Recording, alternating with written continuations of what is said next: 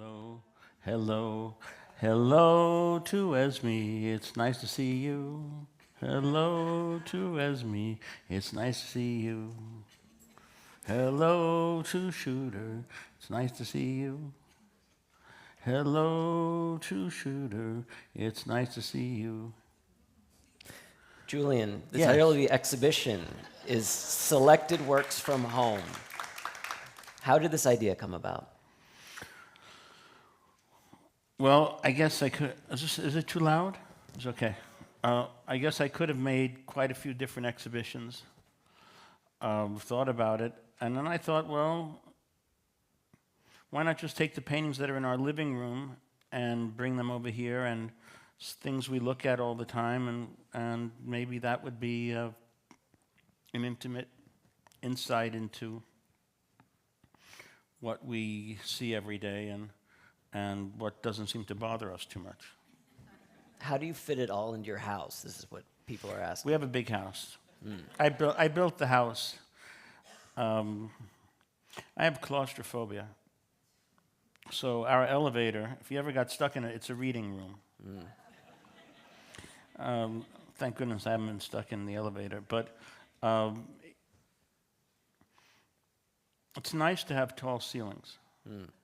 And even in a small room, if you have tall ceilings, you can breathe. And I think that breath is something that's very important, a breeze. It gives you a sense of peace having larger room to be in. Yeah, and you can still make it cozy. So these paintings actually are hanging in rooms that are not that big, and it makes me think that when the abstract expressionists were showing their work, and their work looked large in these kind of rooms, they're still sort of easel painting rooms.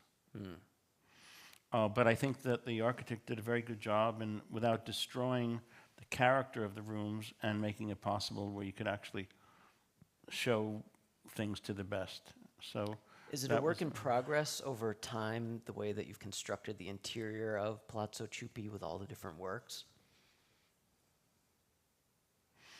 No. I think I kind of, I worked there before. I moved into the building in 1987 and bought the building in 1991. And then, but as you live somewhere, you realize where you're living, what you need, how you want to change your house, whatever it is. But in 2004, we did a renovation and added some floors to the building, to the chagrin of the neighbors who had lot line windows and covered my windows to the west, to the river. And then when I built the house up, I covered their windows looking east. So they didn't particularly appreciate that, and implied that I was building dentist offices there, but that's not correct.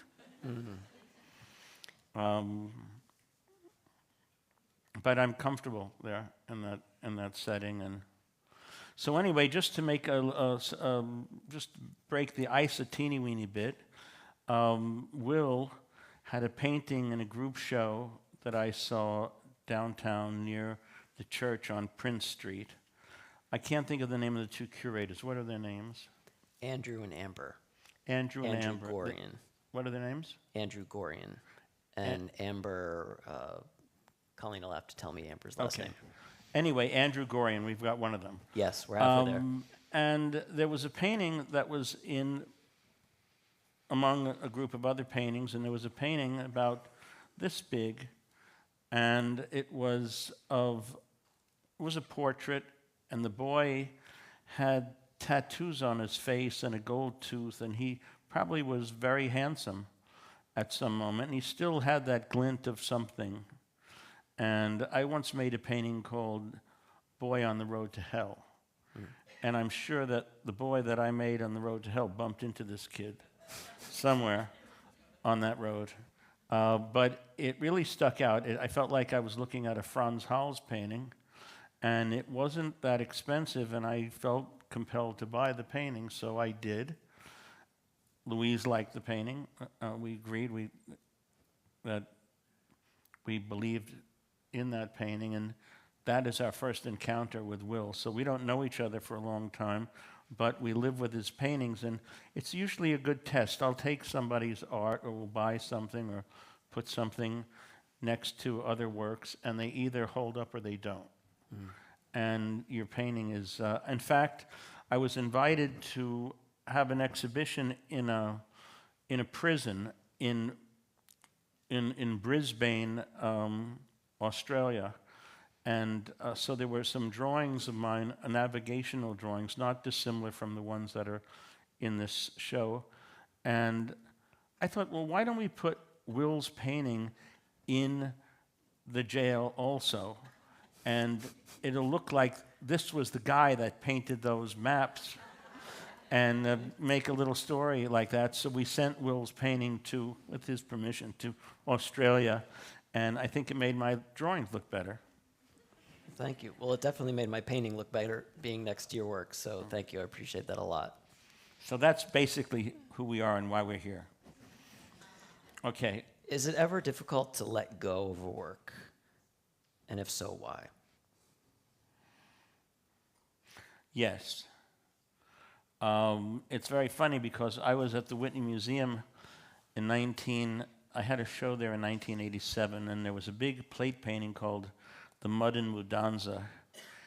It's 9 by 19 feet, and there were these two ladies looking at it, and they were saying to each other, you see, it says it's owned by the artist. He obviously couldn't sell it because it's so big. And I was standing next to him. I said, you know, I happen to know him. And how much would you take for your favorite Maria Callas record if you could never hear it again? Her favorite aria. You couldn't. How much would that be? They didn't answer. I said, well, he didn't want to sell it. He just wanted to look at it for a while. And I'm sure that's why he didn't sell it. I don't think it was a problem placing it. I still have the painting. I couldn't sell it. It's called The Mud in Mudanza. Kind of looks like, you know that movie with Gregory Peck? What was it called? It was like The Last Day on Earth. It was made in the 50s or the 60s. What was it called? On the Beach. Thank you. Yeah, definitely. And anyway, obviously, movies have been a big part of my consciousness, in a way, things that you see, whether they be films or whether they're people that you meet or whether they're places you go, it all kind of blends together on some Whitman-esque plane, and they're interchangeable. I feel like there's a timelessness to your work and what you do. Do you think that art has the ability to transcend death and time? Yes, I do. For example, I would say that everything that's not in the paintings doesn't exist. What do you mean by that? I mean, we're here, we're sitting around here, whatever. When we're not here, that Jean Vigo painting, that black painting with that triple helix in it, will stay there. Everything that goes up to the edge that's included in that will stay there until some idiot blows up the world. There's a few of them out there at the moment. But, so I see it like that. I mean, whatever you've considered every inch, every bit of the surface and the edge and how thick the edge is and what you want to paint on this thing, and that is what you want to posit there. And everything else is transient. And it's interesting because, for example, yesterday I saw the Acatoni painting that Sandy Brandt owns, the red wax painting that's in the room to the right. And I painted it in 1978. So that is, that would be, what is that, 36 years ago? 46 years ago. And it looked pretty damn fresh. But I remembered being in the room. I remembered making decisions about letting the color come through. I remembered cutting the hole out so it would look like a mailbox and then plastering it back so you felt like the object was something that was exhumed from the world rather than something that was already predestined for your house or with materials that you were supposed to use. And And it was also funny to see how the brown and red drawings on the maps spoke to the drawing that was in that particular painting. And I remember, it's funny, I was talking to my wife yesterday because I remember I was listening to Glass Enclosures by Bud Powell when I painted that painting. So if you go through it, and if I was thinking about the different pieces of music I was listening to while that was happening, or while I was doing those things, the paintings can summon that up. So they're keys to memory. I see. And I mean, I think when Bill de Kooning got older, I mean, he couldn't really remember too much about what was happening immediately. Maybe he remembered some things about the past. But when he was engaged in painting, he was in the eternal present, in the gesture of that, and he did that until he wasn't doing that anymore, and I think it's all recorded in his paintings. So a painting can be kind of like a path to some kind of immortality, you think, in a way? I think it's a diary in a sense. It's a record. It also, it has a stability about it that, also it's funny, I don't know how anybody felt about this. I mean, some people know the work that is in the show. There's some paintings that are more well-known than other ones. But I never made the paintings to go together. I may have made a group of paintings that were sort of similar, but in the larger sense, I made paintings. If I did it, I didn't feel like I just wanted to copy myself. And I wasn't looking for a signature. And say I made these paintings with the dishes. When I made the first one, The Patients and the Doctors and The Death of Fashion, I covered one of them up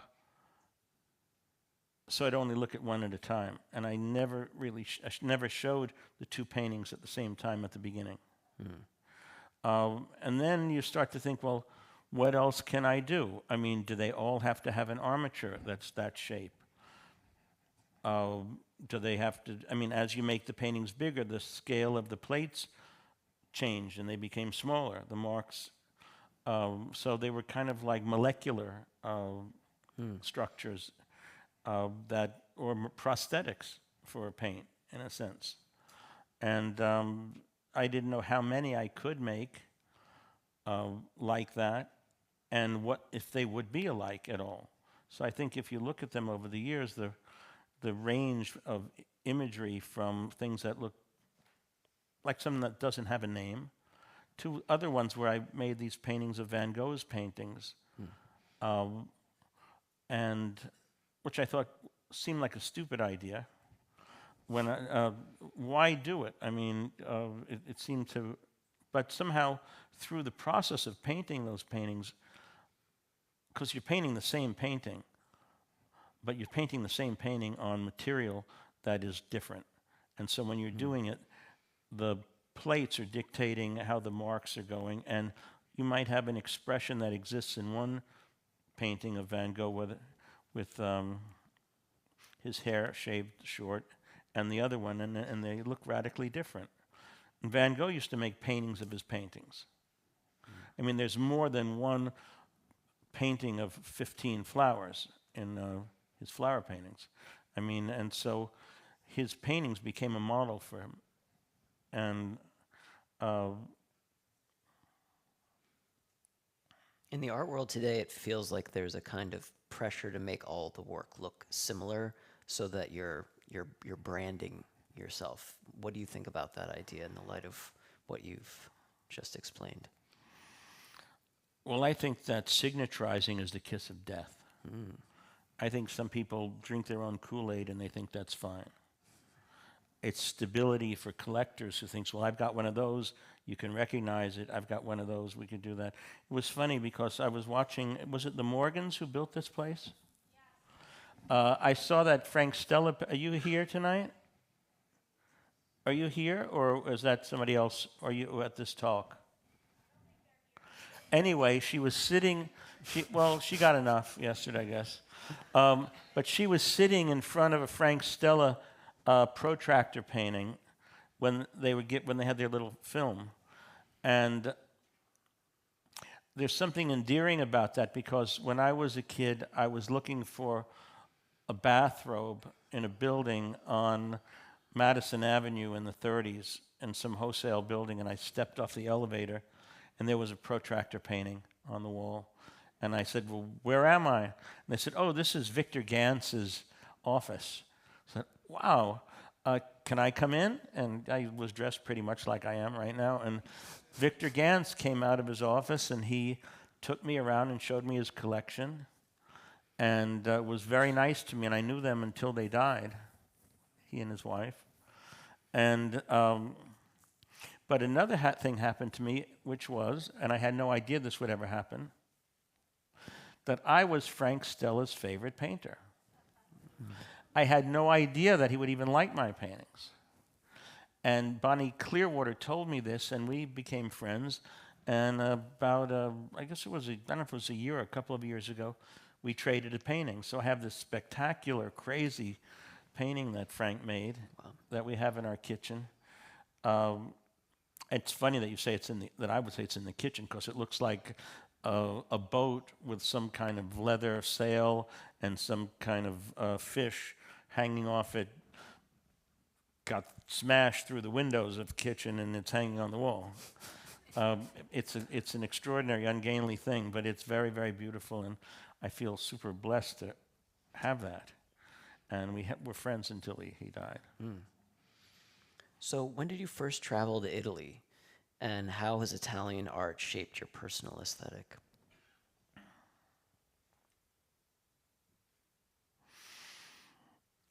Well, there was a guy named Michael Tracy who was a bit older than me, and he was friends with Richard Stout, who was a teacher at University of Houston. And Michael was from Ohio, but he lived down in Galveston. And he would talk about Caravaggio, he would talk about Duccio, he would talk about Giotto. And he was trying to explain to me that I'm not a local artist. I'm not the kind of artist that is just, where I show paintings in Houston or whatever. I'm an artist like Caravaggio. I'm an artist like Mark Rothko. And he was explaining to me that there were different platitudes or things like that, or things that you didn't have to swallow just being, say, a local artist or a regional artist. And so he was very, and he said, you've got to go to Italy, and you've got to see the Giotto Chapel in Padova, and you've got to see Pier della Francesca's paintings, and you've got to see the Caravaggio paintings in Rome. And I'm going to take you there. Mm. Well, he never took me. But I went myself and looked at those paintings and spent time traveling through Italy from the winter of 76 to the spring of 77. And since then, been back quite a few times. And so Italian painting for me is, Caravaggio has a huge impression on me, made a huge impression on me. So did Giotto. I mean, everybody in this room should go to the Giotto Chapel someday in Padova. It's extraordinary. I mean, if you ever go to Venice and you don't go to Padua, it's a sin. And the Martyrdom of St. John the Baptist by Caravaggio, I've heard you mention that before. Yes. Or the beheading. Yes, the beheading of St. John the Baptist, that's my favorite painting. So it is in Malta.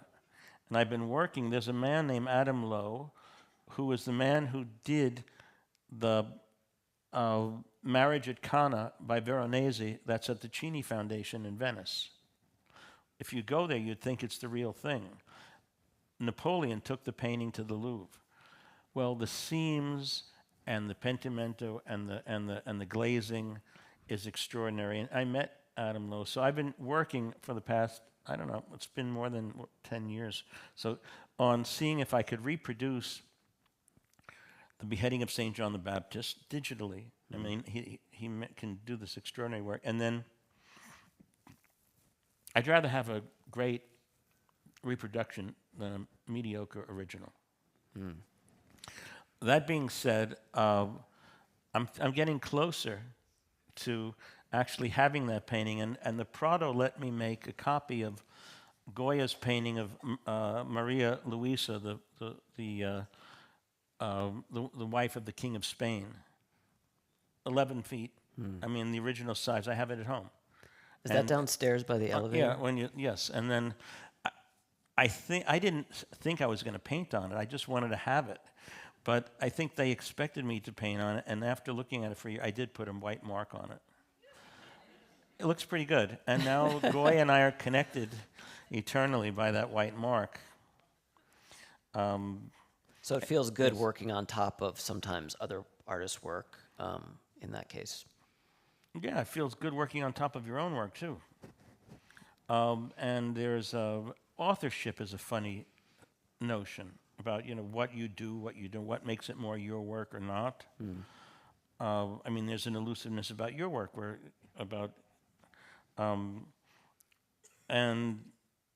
but it's right in front of your fingertips. And you're known for your legendary work habits. Could did you I walk finish us? my sentence? Oh, I'm sorry. Did I cut you off? No, I was just. Say that again. I feel like Stevie Wonder right now. He's amazing, Stevie Wonder. I mean, he's really great. But I feel like Stevie Wonder. I once asked him to see my paintings, and I wasn't kidding. I felt like he could see them, even if he just got near them.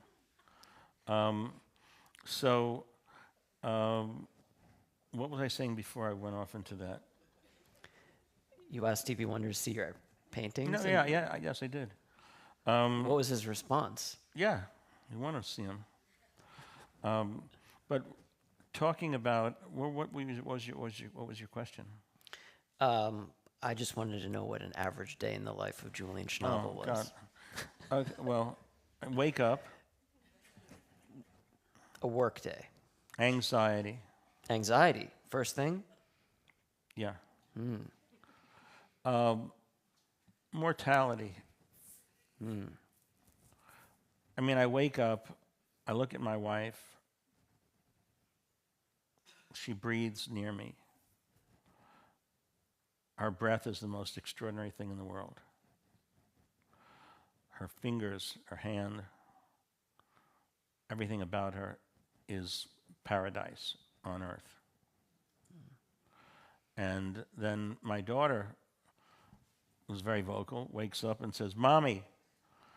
And that, both of them kind of get me out of that stupor. And then I kind of pull myself together for a while. But this is more recent. It's more recent. We had the experience of making a movie called In the Hand of Dante over the past couple of years. It's an amazing thing to be able to work by yourself. Nobody asked you to make the paintings. You don't care if you sell them or not. You have to pay for food for your family to eat. But you're not working to make money. And I never made a film to make money. And I never made any money making films either. But I made some pretty good ones. And probably they might have been a little too good and too smart. And if I would have dumbed them down a bit and made them a bit more popular, I could have made more money. But then I wouldn't have the movies, would I? I'd just have some money. And I couldn't care less about that. So we just went through a process of doing something, and we made an amazing movie with Oscar Isaac as Dante and Nick Tosh.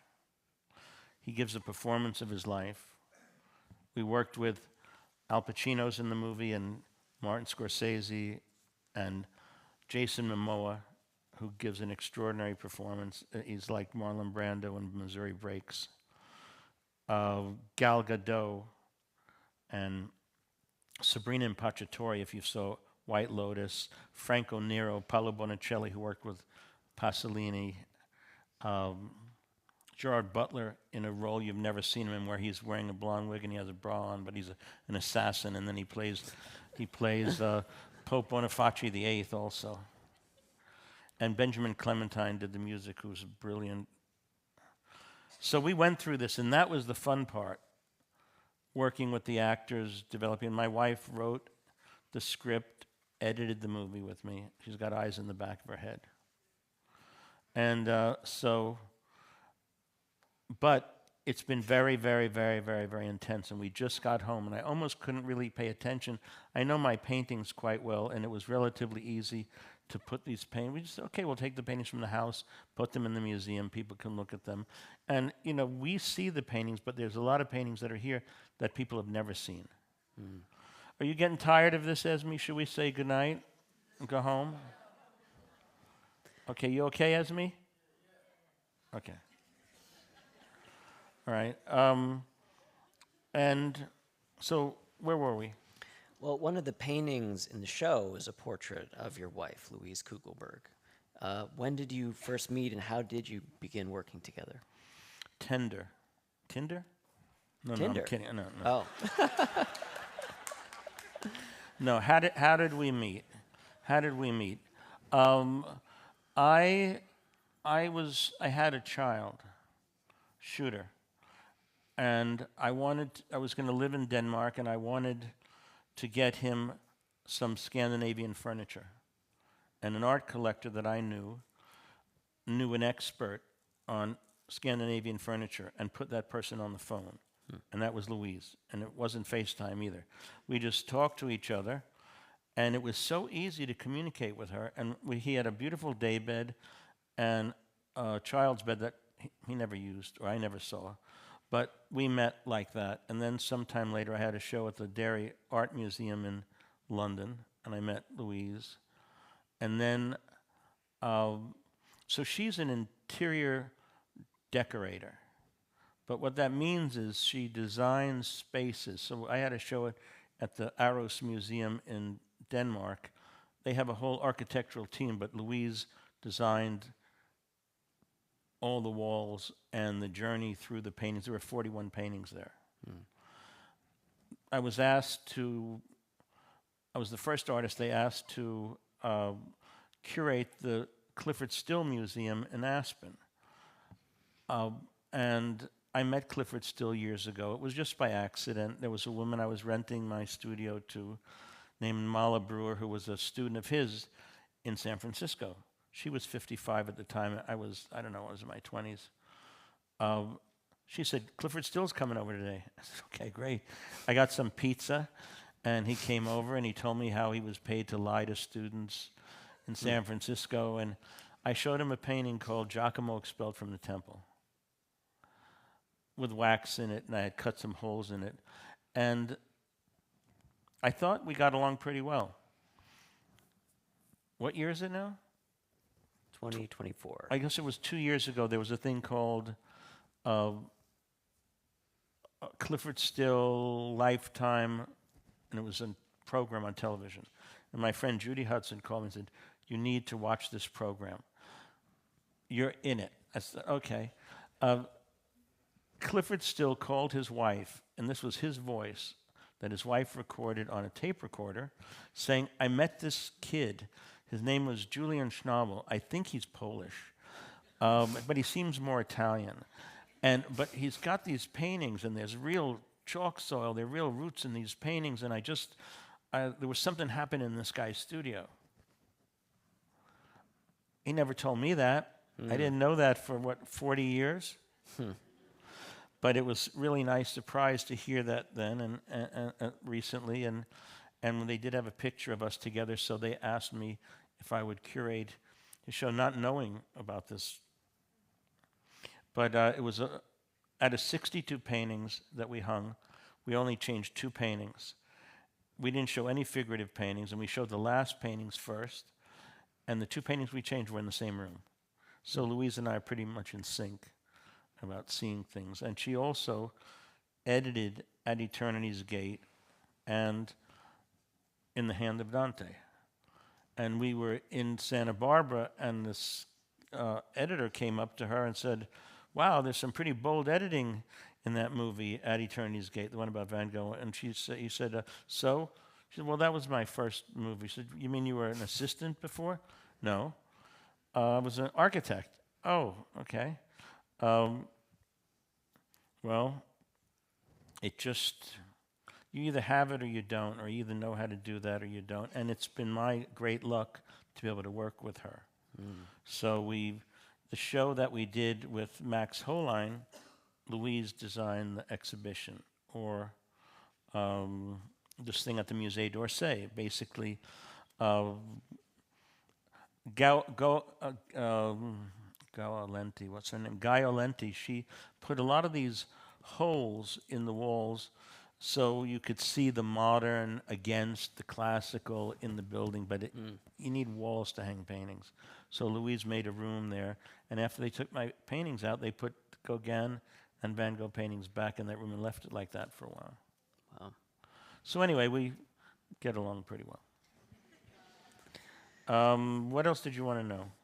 Well, on a recent podcast, I heard you say that there is the world of art, and then there is the art world.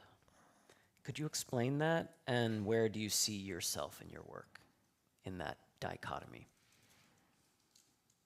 Yeah. I don't want to insult anybody that's in the art world, but I don't really feel like I'm a part of the art world. Maybe I can't extricate myself from the art world, but the idea of selling art and people, I mean, they're working for the artists, trying to sell things, but there's a kind of things come out on the internet, things become diminished, things are people don't really see the things. Everybody's in a rush. It doesn't. I think you have to go and stand in front of a painting and see it in the flesh, look at it, try to understand where it's coming from. My son Sai has a gallery called Via Magdalena in San Sebastian in my old studio, and he writes about art and he shows work that he believes in, and paintings that are not very expensive, but really that have something and that he can write about, and he can mediate the world between the artist and the public, and I think he likes doing that. My son Vito has a gallery, and he shows my work. He shows Ai Weiwei's work. He shows a lot of different things. De Chirico, Man Ray. He works with the Pace Gallery very closely, but he does, me personally, I think he can do by himself more than a team of art dealers. And he did an exhibition recently in New York. It's still up. They extended it. We took one painting out. A couple of these paintings in this room belong to Vito. But he made this exhibition with Bruno Bischofberger, who's a man who saw my first plate painting in 1979 at Anina Noze's house. Thought it was a Daniel Spurry. Then he figured out it wasn't. And then we'd been friends, and he'd been showing my work for all these years, and he's 85 now and decided he would curate this exhibition. They did it themselves. I didn't do a damn thing. I walked into the gallery when it was done. I moved one painting, exchanged just one painting, and I thought, okay, that's fine. And I was very touched that you could have kids that don't even care. Sure. But all my children somehow are involved in art in some way. My daughter Lola's a painter. My daughter Stella is an actress. Olmo directed a film called Pet Shop Days that you should see. It's very tough. It's really good. Talented director. Sai has this gallery. And then Shooter's a orator. He gave a speech last night. And Esme's just a genius. I mean, she's just a 2.5-year-old genius. What else you got there? How has the art world changed since you started out? And what is the secret to remaining relevant over the course of a long career? First of all, I don't see my work as a career. I'm unemployable. And I think that, one experience and something that really, I think, disturbed me as people invested in this movie, I mean, there's some people that invested that are actually smart and good friends. And I did too. And then there are other people that might want to invest because they think they're going to make some money or glom onto something or whatever. And you realize that you need when I talked about this anxiety that I've had, the anxiety that I've been feeling for these past, is it going on 2 years now, maybe a little less. Not when I'm shooting, because I'm doing this battle while I'm shooting, while I'm directing, while I'm working, and when I'm getting back from the actors is so extraordinary, and from the costume designer, from the production designers, the people. I had incredible people we were working with, but the idea that people would think that they could author your work, that they know better what you should do, that is unacceptable. And you have to make your work for yourself. And you can compromise and you can do that, but after a while, you won't even know who you are anymore. So I think this battle that I've been fighting, and I'm extremely pleased with the film we made. I love the film we made. And I won't stick it in a Vegemix for anybody, because I don't care, ultimately, about the money. Does that happen more in film or in the art world? People trying to influence your vision? No, I mean, weird things happen to young people when, they get, somebody will see some paintings, they think they can sell them, they'll sell paintings for somebody. People will think, oh, I'm selling paintings now. They'll get some assistance, they'll make some things. They'll make things that look like kind of like other things that they did. And all of a sudden, there's not a market for that anymore. There's no more money to pay the assistants. Right. And, what do they do? Oh, he was really popular for a couple of years, wasn't he? I can't remember his name right now. And there's a lot of that. But if you can keep your autonomy, if you can, Tom Waits in a song once said, money's just something that you throw off the back of a train. And I think that that's true. I mean, money is the root of all evil. Monotheism is the root of all evil. Stupidity is the root of all evil. And that's a couple of them. If you were to make another movie about an artist's life, who would you choose? Well, I've thought about making a movie about Caravaggio for a while. Somebody asked me if I would want to make a movie about Artemisia Gentileschi. There's an extraordinary book that Jean-Claude Carrier wrote about his relationship with Louis Buñuel. And so one of my favorite books ever. How are we doing on time? I don't want to How's everybody for time now? What time is it now? What time is it? 6:56. 6:56. I gave 4 more minutes. So Jean-Claude Carrier made 21 movies with Louis Buñuel. He was a wonderful man. I had the pleasure of knowing him and working with him. Lived in his house on Rue Victor Massé, number 5. Louis Garrel was a very good friend of his, and he lived in his house too. Well, Jean-Claude wrote a book called Buñuel Réveillé, or Buñuel Despierta, Buñuel Awake. So basically, he's sitting around in his house one day, and the guy like me comes over. He wants to make a movie or something. He hears the music in the movie in his head, and Jean-Claude definitely doesn't hear music. I mean, Buñuel never played music in his movies. And somebody banging around with him. It's okay. That might have been me. Sorry. So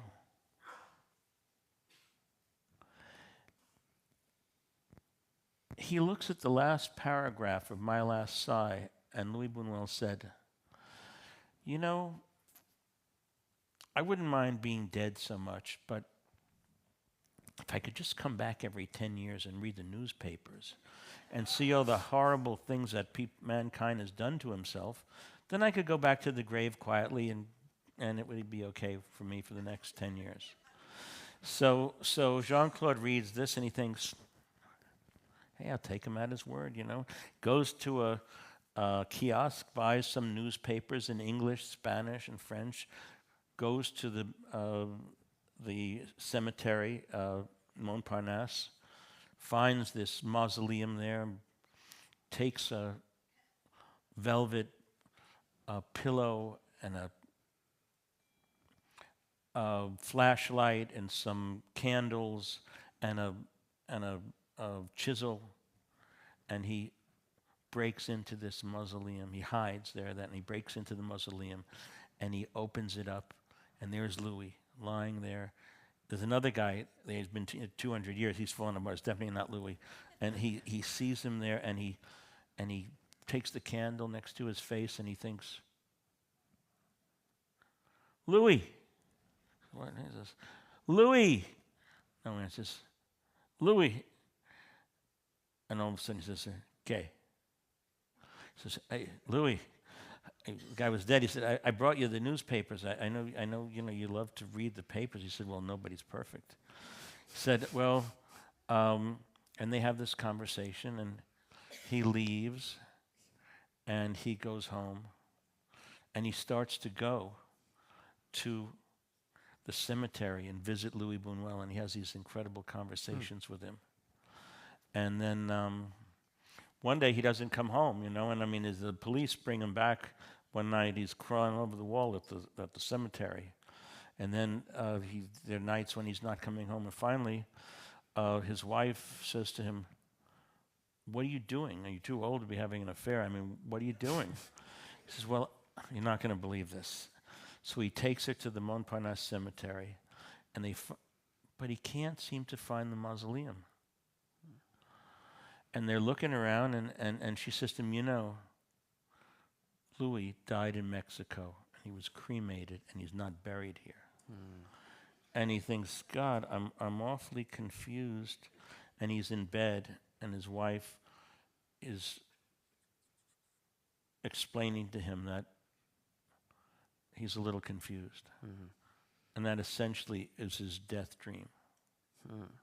And that's a movie that I wanted to make with Javier Bardem playing Louis Buñuel, Louis Garrel playing Jean-Claude. And I translated it to English. I didn't write the script yet. There's some fragments of it that are done, but don't know if I would want to do that. I mean, I think this last thing, you give so much of I think in making a movie and dealing with so many people, it's very, very complicated. And I think you give so much of yourself to other aspects of your nature or other tools that you will have that are different than the tools of walking into your studio and making a painting like Akatoni. Or walk in and decide, okay, I'm going to start on this red, I'm going to take this plaster, I'm going to build this edge like that, I'm going to use a palette knife on the edge of this thing to make that edge crisp. I'm going to not leave a hole in it like Lucio Fontana would do. So I'm going to build this thing as if it was something that was used at one time. Or you use white because it's a utilitarian material to cover things up.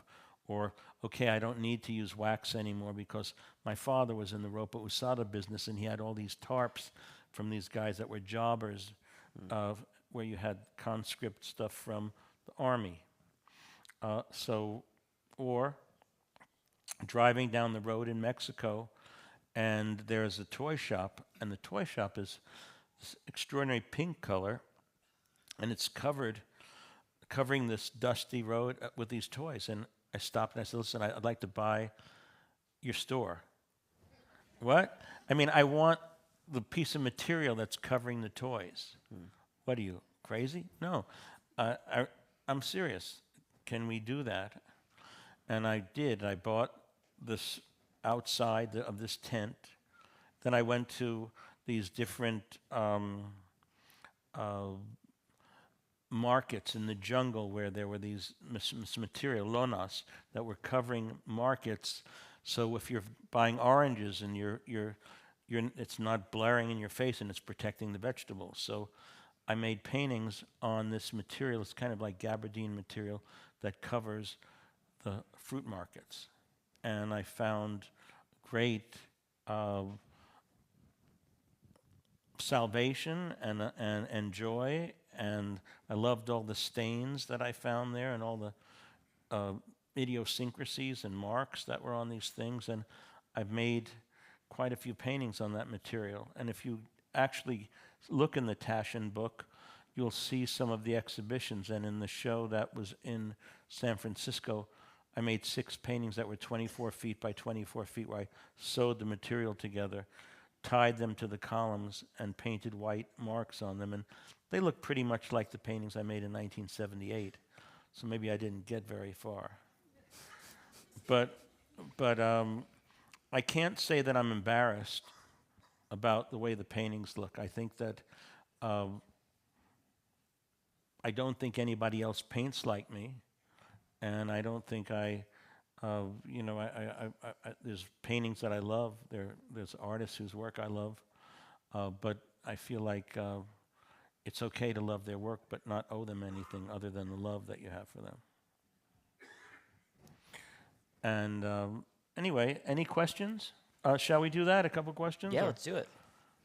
So the way we're going to do questions tonight is if you can, first, I just want to thank you both for the inspiring conversation. Thank you so much. Thank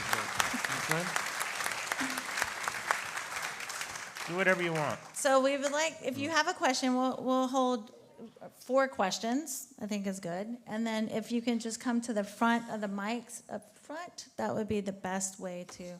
Come to the front. Why don't you have somebody with a mic go to the people that are sitting there? That's better. Anthony will do that. Thank you, Thank you, Anthony. Thank you, Anthony. There's a woman right here with a hand. She's in the front row. You might even know her. How often do you paint?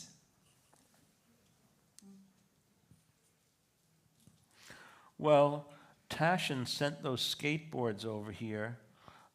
Basically, somebody had an idea to make these triptychs out of the blind girl paintings, and they sent that to me. And I thought, well, they just looked like souvenirs of my art. I wasn't particularly interested in that, so I said to my friend Eli Reed, who's a pro skater and who also skates with Shooter Coolett, why don't you take them and skate on them, and let's use them.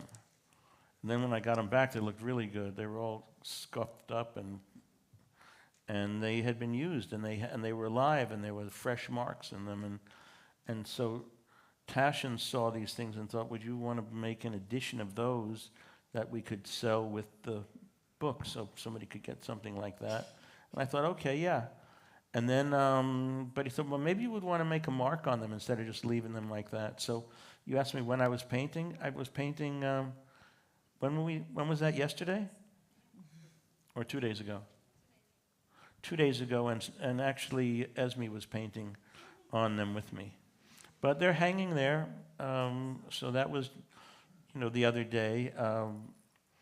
I paint,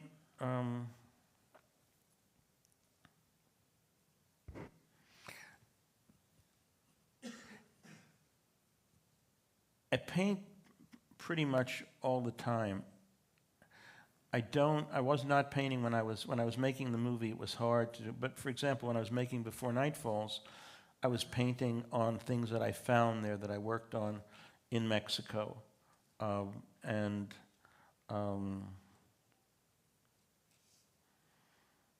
I like to paint down in Mexico. I have a nice studio there where I tie the paintings between the palm trees, and it's interesting to be standing on a ladder and the wind's blowing, and you're just saying, okay, come on, just blow it this way a little bit closer, I can reach the canvas. But I'm always painting. I mean, for example, we were in Sweden at my wife's house. what is it, from the Ice Age when those boulders came down? Or how old? They're old. How old? Okay, that's really descriptive, very old. And so the trees are gigantic. And obviously when it rains and those branches get really heavy, these trees crack in half. And you see some of the most extraordinary sculptures there. And so in my head, and it looks kind of like Andrei Rublev by Tarkovsky, where she lives, and there are these giant boulders covered with moss, and there are these trees that are growing out of there that are they're not like umbrella pine trees, which are incredible also, that are all over Italy. I mean, so trees are, in fact, the sculptures that are here, one is called the Wreck of the Hesperus, and that, I reuse things. I cast something, a tree in bronze, and then I'll reorganize it and with another piece. So the sculpture that says Esme on it has a piece from Gradiva, another one from Vito, and another one from Macbeth. And all of these things, it's sort of like Artaud when he would make a word and take all these different objects and make the word that length and make it into this thing that would configure into something you never saw before. So I didn't paint anything when we were in Sweden this time, but I've got a lot of stuff in my head, and those trees are probably going to end up on the wallpaper that was in this room. Anyway, yes? I was wondering, in your childhood, what do you think were the most influential factors that led you to give yourself permission to do and be who you are? Like, that seemed like pretty courageous to me. So what do you think, where do you think that came from, to give yourself that permission? Well, on one hand, nothingness. Nothing. I mean, there wasn't a ribbon of art in my life as a child, unless it was something that I made under the kitchen table. And until my mother took me to see Aristotle contemplating the bust of Homer at the Met, that made a big impression on me. My parents were very, very, very, very nice. My parents loved me a lot. They didn't understand a damn thing about what I was doing. My brother and sister are 11 and a half years and 8.5 years older than me. But my mother was the valedictorian of the Jewish Theological Seminary. She was highly educated, but she didn't know a damn thing about art. My father had an 8th grade education, but he was extremely intuitive. They were married for, 65 years or something like that. But they were the coolest, the nicest. I mean, they knew Jack Nicholson and Johnny Depp and Sean Penn and all sorts of funny people. And they'd be talking in the dark, and what's her name? Annie Hall. Diane Keaton. Diane and Jack were walking in Southampton when they were making some movie, and all of a sudden I could hear Diane says, "Jack, will you be quiet?" Talking about my father. But they were very, very nice, and they were cool, and they were open to a lot of things. And on 9/11, when I was sitting around with a bunch of carpenters, friends of mine, surfers, everybody thought it was the end of the world. My father was, I don't know if he was 75 then or whatever. What year was that? That was 9/11. What year was that? 2001?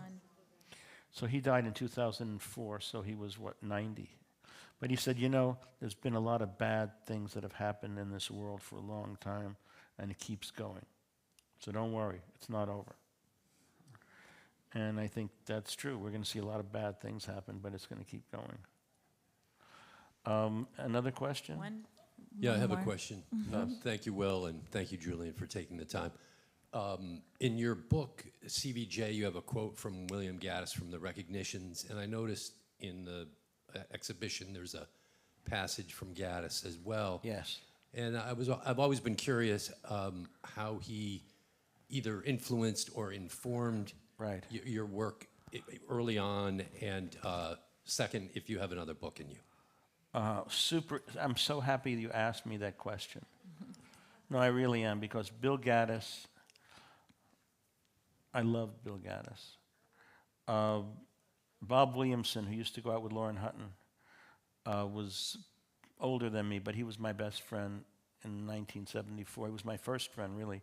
Well, Sal Scarpita I knew, but Bob was my first friend. And he knew everything, and I knew nothing. It was really like he was in like an encyclopedia, and I just, my trump card was knowing nothing, and I was sort of an open vessel. But I learned about the Recognitions, and I was extremely moved by that book. And then Bill Gaddis and I became very, very good friends. And in fact, the day he died, he called me to say, well, if you call the Southampton Hospital and I'm not there, don't worry, I'm going home today. And I talked to his daughter, and I said, so what happened? And she said, well, the nurse was there, and Bill said, we don't need any more vacuum cleaners today. And then he looked out the window, and he said, there was a monkey out there. And then he started to conduct an opera. And he had a blue terry cloth robe on and a cow catcher made out of aluminum foil to catch the cigarettes that he was getting to the coals. He died of lung cancer. But and that was it. But he got my paintings. I mean, he's funny because he said, who's Cy Twombly kidding? He wrote Virgil on a painting. Like that was something. But I said, you don't get that. But he and I made a portrait of him.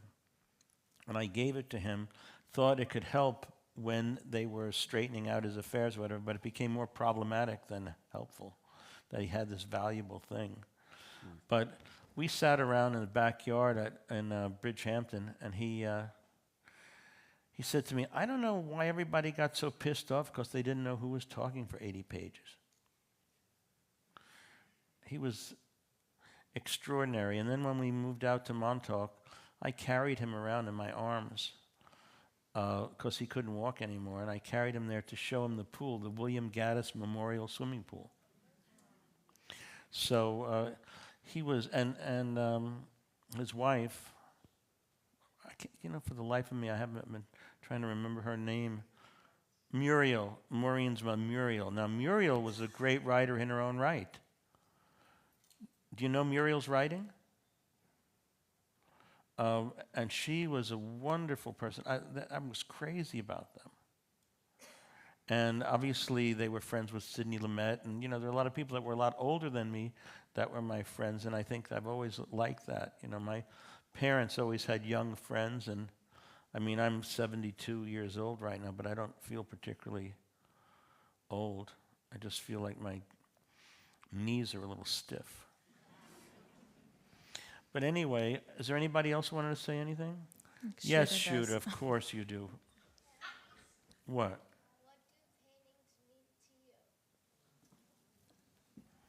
That's a damn good question. What do paintings mean to me?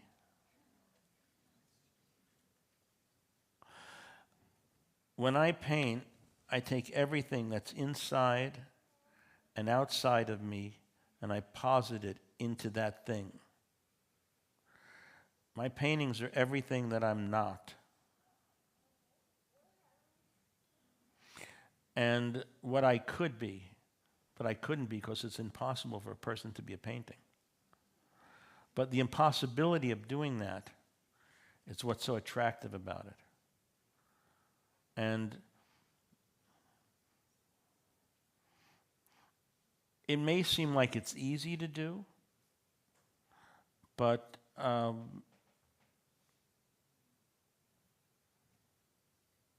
there's so many bad paintings, Shooter.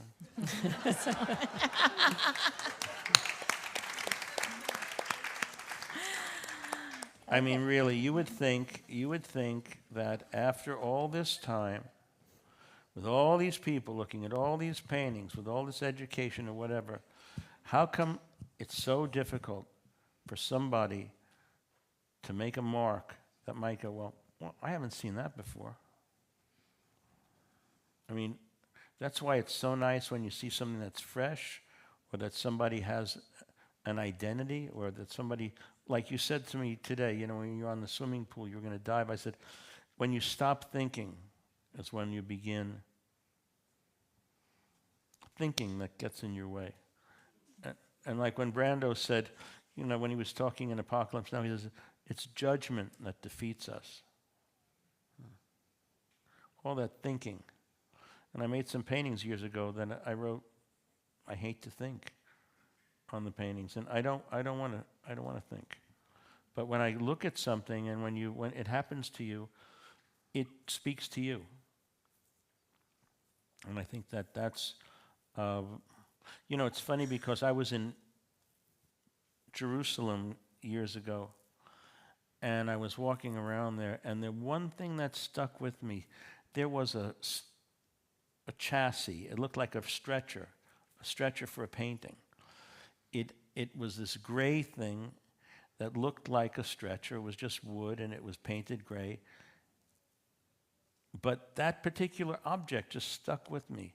And then all I wanted to do was take this super ornate frame, which I did, a 16th century ornate frame that was about that thick, each part of the frame, and just stuck it on that dull gray stretcher. I don't know what the hell it means, or what it said about Israel or Palestine, but that's what I got out of that trip. Then the Intifada started. I thought my parents were going to come, but there was a war going on, so they didn't come. And it's crazy now to think about the film Miral that I made at that time, talking about the two-state solution, and how dire and how far away we are from finding something. You know, being human used to be equality.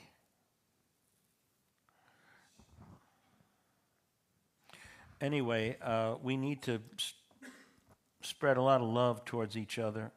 We probably all need to do something to help Kamala Harris to become the president.